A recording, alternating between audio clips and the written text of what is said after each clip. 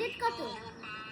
2000 হয় নাই, এটা হলো 45 ইউরো বাক্স। যাই হোক, লোকেশন ডান, ওলিডে আছে। এইবার হইলো আমার ফেভারিট কোন মডেল কি?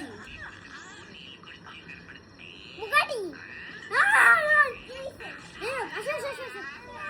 এটা ছিল হলো আইফোন 7 প্রো ম্যাক্স। আচ্ছা ঠিক আছে, এবার আমার ফেভারিট কার ব্র্যান্ড কি? বুগাটি।